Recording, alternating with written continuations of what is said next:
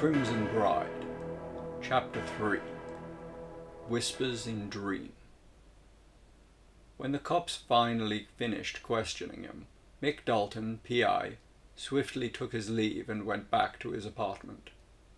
He sat on his sofa, lit a cigarette, and poured himself a glass of cheap whiskey, like he always did after a hard night of sleuthing.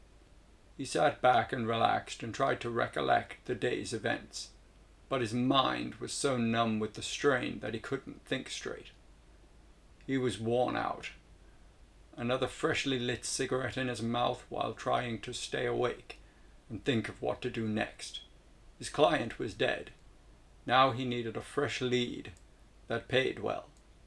A living one was a good start.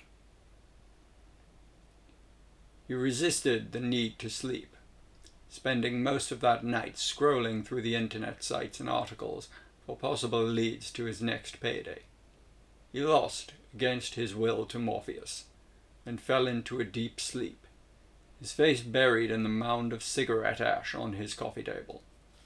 Mick found himself standing in a blood-stained field of seemingly endless corpses, both Americans and Afghans, the corpses of men long since dead, men who had fought and died alongside him, as well as men who had died at his hands during the summer of July 2007.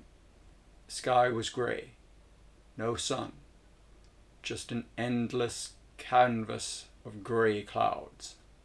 From the pools of blood that drenched the long-forgotten battlefield, a figure began to rise from the blood-red waters as pulp. A figure unformed, gradually morphing into a woman, or so it seemed. Corporal Mick Dalton wanted to get away, but found his feet stuck where he stood. The figure, now fully formed, a woman of pale complexion, black lidless eyes, and a blood-stained wedding dress, appeared before him, silent and emotionless. Mick's heart began to pound. He could barely breathe. He tried to look away from her, but she would not let him. He was compelled by something. What? He did not know. She appeared staring at him, as if looking into his very soul. His hands began to tremble, and an icy feeling caressed up his spine. The red woman raised both her hands in a summoning fashion. Suddenly, the dead that littered the battlefield began to reanimate. At her command, they slowly converged on the terrified former MP and encircled him. Mick twitched and screamed as their rotting skeletal fingers began to grasp at his clothes and cut into his flesh. Mick began to sink gradually into the ground, as if it had become a quagmire.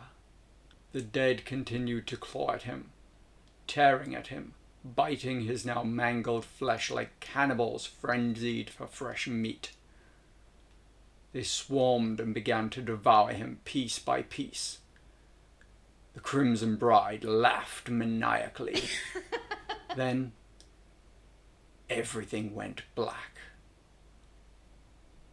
Mick awoke screaming, sweating, instinctively reaching for the gun he kept under his sofa cushion. He always kept it there, to use in case of a burglar, an angry client, or even worse, his ex-girlfriend. After a moment or two, he calmed himself down, realizing his terror was just a dream. Dream? It was a nightmare.